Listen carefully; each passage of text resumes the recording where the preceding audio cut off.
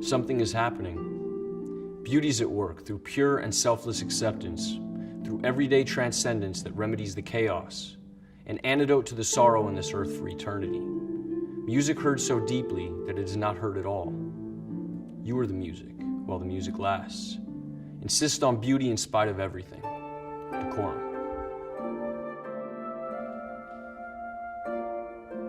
As I'm walking, I see you on your motorbike. I can see your blue eyes and nose peering underneath the crash helmet. But it's not you, it's just a man that looks like you. I'm disappointed every time. Every time I see a man on a motorbike, I think it's my dad. I'm not sure why this is. Sometimes I forget what your bike looks like. Everyone's eyes and faces look the same underneath black crash helmets. From a distance, everyone looks like you. Although soon I realize it's not. I remember you used to paint pictures of naked women in crash helmets. Their identities were hidden too. I always wondered who these women were. Their shiny black round heads like lollipops. Props. Who are they, Dad?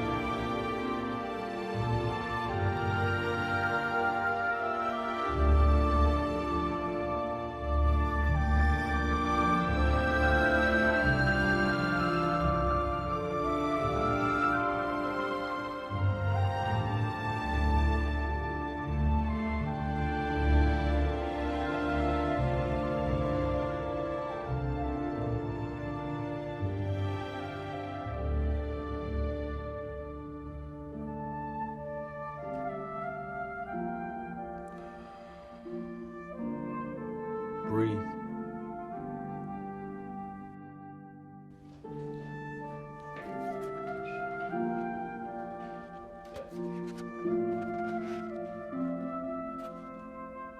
The Laughing Heart. Your life is your life. Don't let it be clubbed into dake submission. Be on the watch. There are ways out. There is light somewhere. It may not be much light, but it beats the darkness. Be on the watch. The gods will offer you chances. Know them. Take them. You can't beat death, but you can beat death in life sometimes. And the more often you learn to do it, the more light there will be. Your life is your life. Know it while you have it. You are marvelous. The gods wait to delight in you.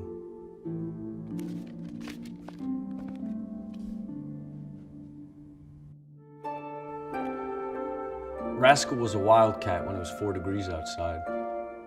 When I moved in, she stayed with me in winter and rain, sleep with me, but mostly outside. Hunter, I never tried to break her spirit. Hit by car in front of me. I was shocked. I buried her by cat litter and wild food. Her sunshine place could only dig to stones because the city's sewage pipe's about 3 or 4 feet. I wish it was deeper, next to keep other animals from digging her up. When I find stones, I'll cover up could her decompletion begin to swell. If so, I'll put more soil on top. First, cat, and friend. Hi. Yeah. I saw you last night. I was in the club. Yeah. I saw who you were with, too. She was holding you so tight. Because she knows you want me. But she can't love you. She can't love you like I do. I said to myself that you must be out of your mind. You were there with somebody else. You know you're wasting your time. Oh no. Because she can't love you. She can't love you like I do. You're missing my beat, and I'm needing your moves. Let's give it one more try. Let's get back in the groove. Because she can't love you. She can't love you like I do. When I was younger, my father was the producer of a transvestite troupe, and it seemed a dream for me to be able to observe what was behind the curtain. I think this is when all started, while growing up. kept on searching for this feeling of wonder, this taste for metamorphosis. I direct speak of cabarets, shows, or even the strange. From video to another, often the same protagonists progress in this mysterious and phantasmagorical universe. I consider my videos as living paintings. I use the camera as a painter with his brushes. What could my world be made of? Red, green, blue. Red, green, blue. Red, green, blue. If you want to turn yourself into a proud samurai warrior, you need the katana samurai sword. This high-quality plastic weapon is a Japanese longsword which will look just perfect with your traditional Japanese hakama and the traditional Japanese gita, and add the finishing touch to your Asian outfit. The black and gold katana samurai sword comes with a matching black scabbard, so it can be stored safely. The Japanese sword will protect you in fights and is sure to make you an eye-catcher at any party. Size length, 105 centimeters. Blade length, 70 centimeters. Material, plastic.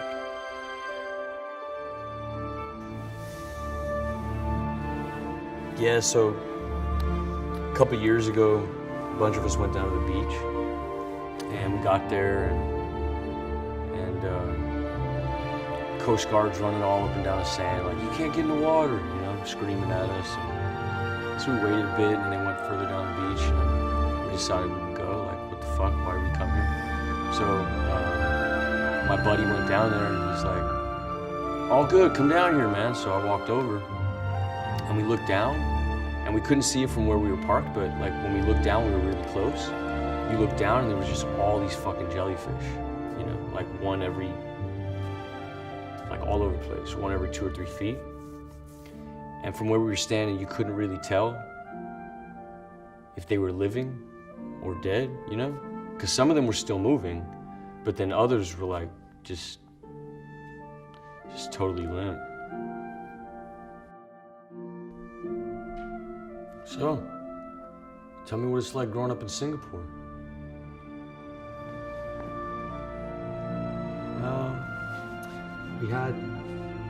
I had these really magnificent memories of my childhood because we had these magnificent playgrounds.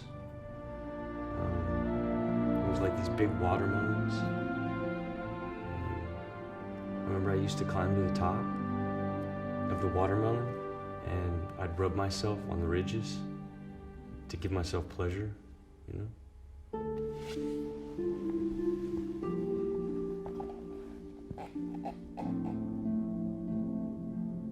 You think we can fall in love on the internet?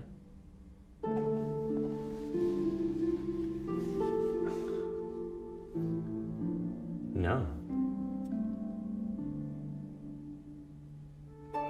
Because it wouldn't be love, it would just be porn. I don't think so. Seen from a distance, almost everything looks beautiful. As the distance increases, the more we romanticize.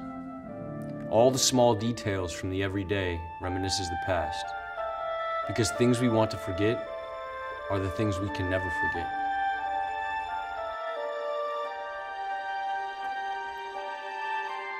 Do it! Just do it! Don't let your dreams be dreams. Yesterday, you said tomorrow, so just do it! Make your dreams come true! Just do it! Some people dream of success, while you're gonna wake up and work hard at it. Nothing is impossible! You should get to the point where anyone else would quit, and you're not gonna stop there! No, what are you waiting for? Do it! Just do it! Yes, you can! Just do it! If you're tired of starting over, stop giving up.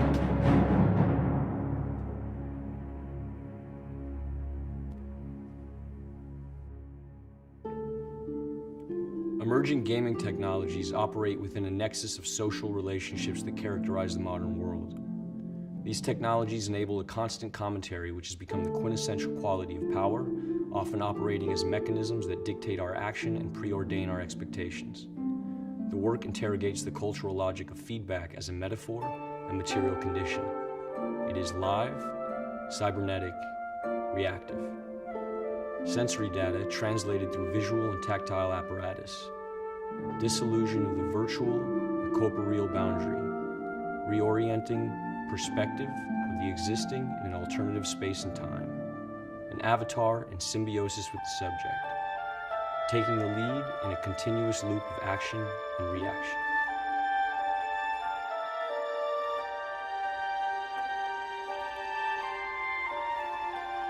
We're surrounded by forms, yet it's still so elusive, right?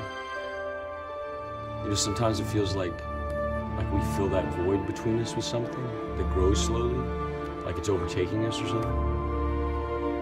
Like the way we speak, or what we do, or we put stuff around us, even like the stances we inhabit, or like the faces we make, or even the body parts, you know, the food we eat, whatever. Sometimes it gets heavier, you know, or more light, but it's like all the distinctions are starting to melt away. The forms, the resemblances, the symmetries, the repetitions, the patterns that we know we have always had, that have always been there, and we're not sure why. And now, the outside looks more and more like the images that were contained in us since the beginning.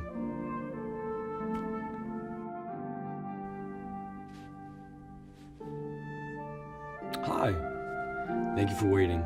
We've been running a little bit behind today. Right. As you know, we've taken a few readings, and these get sent away.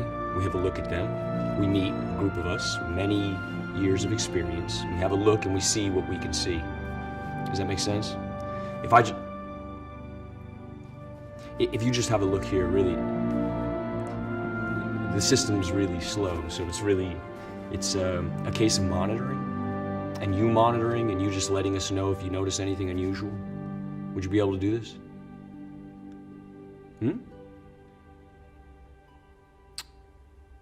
You have any questions?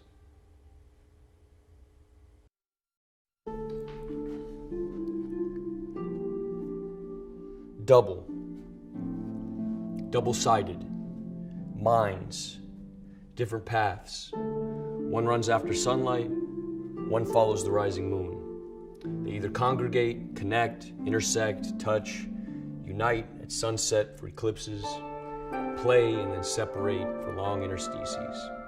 Later, reenacting past meetings forever lost in repetition. Ebb and flow, edging closer, expanding warmth. That point just before the pressure bursts. Capillary rush. Tension. Resisting. Each muscle, each limb, each breath. Under control for now. Questions of limitations dissolve into the blur. Eyes open, but horizons fall away. The burn increases now. The pain centers. One of you escapes, but I pull you back. Duality. Existing only as a whole. Weakened by quivering joints. Lungs push for release. A struggle to hold on. Control surrendered. Suspended in dullness. Eyes close. Now numb. Running, reaching, falling, skipping, turning, sliding, walking. These are all words that describe ways of moving. Each action is packed with many micro movements. It's hard for us to recognize these small movements individually. When describing how to walk, we use the simplest terms possible and struggle to explain all the mechanics of a simple movement. Understanding body movement in the terms of everyday language should be simple. However, our muscle memory takes over for our brain and our body becomes a strange system of levers and pulleys that maneuver by our command.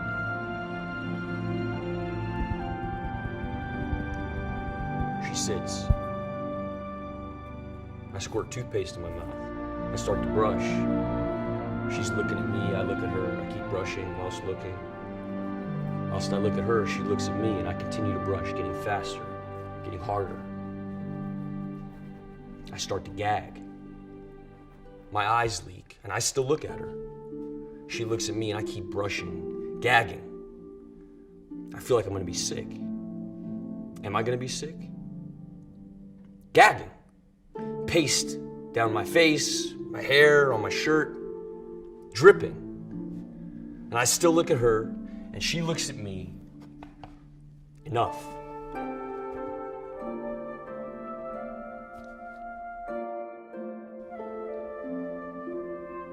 The sculptor, the painter, the video maker, the figure of the artist has been as fetishized in Western culture as the Hollywood actor, town drunk, or the Messiah himself. Michael Peters' Tate Shots attempts to reconfigure the concept of creator or creatrix by placing himself in the position of artist as me.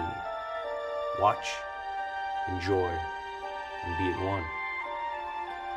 We are all children of the universe.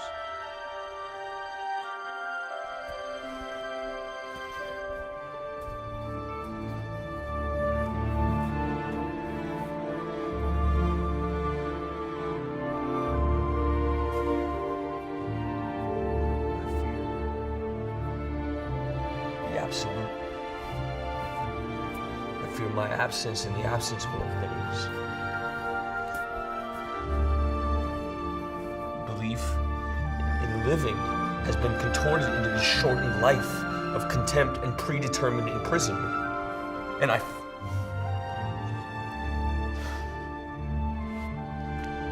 feel it all collapsing.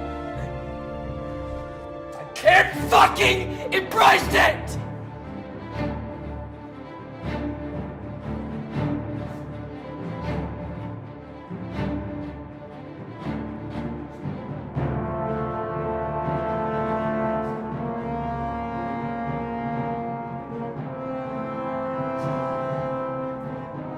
It's near, and here I stand, wasting my last moments, cursing thee who have oppressed me to this ill fate. You give me nothing, no mercy, no empathy, only self-hate. To you, I'm just a fucking plaything, an amusement replicating the cries of man. You replay the last moments of my life over and over and over. I'm just a fucking charade suspended at the core of ridicule. And I pity for those whose end mirrors mine, and I pity myself.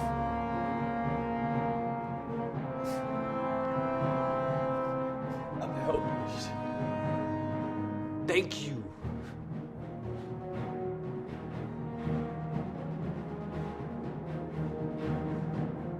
I'm tormented by the inescapable, rewinding collapse. Don't let them see me like this. The man is under surveillance. Where's he gone? Almost into a state of euphoria, of relief, as though he's happy about it. He has to act as a looking glass rather than a mirror of social conventions. He disintegrated perfectly, but never reappeared. He became translucent to reveal his reality.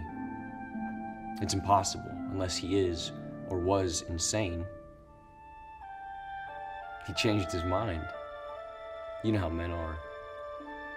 Perhaps it symbolizes something deep in his subconscious.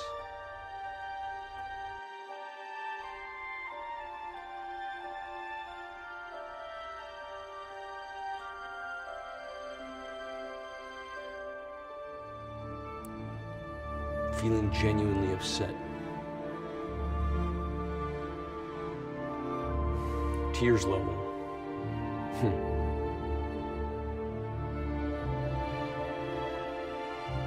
Shame on me.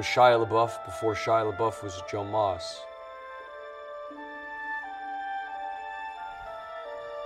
We only got 30 seconds, so I mean, I'll try his voice, but I don't know, man. Who makes that choice? Who's pretending to be who? We're pretending to talk to a you that doesn't exist yet, but what's really going on here? I don't think any of us understand. Maybe you do. There's always reflections of you in the screen, but I can't speak. I'm dumb. I'm the dumbest. Shia talks. 30 seconds, sir. All right. Pressure. Whatever. Hey, Mom, it's really Joe. Bet you never thought this would fucking happen, huh?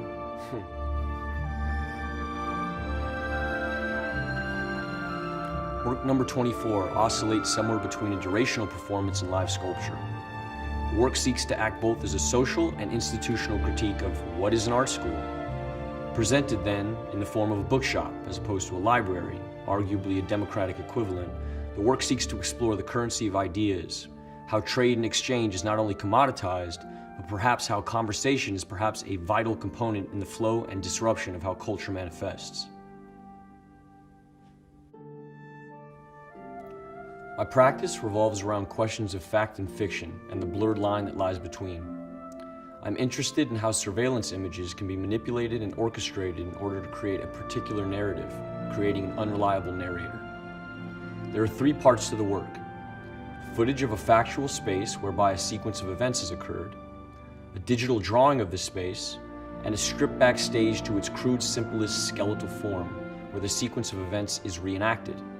The stage is a factual representation of a real-life space whereby every property is identical in dimensions. 57,910,000, 108,200,000, 149,600,000, 227,940,000, 778,330,000, 1,429,400,000, 2,970,990,000, 4,504,000,5,913,520,000.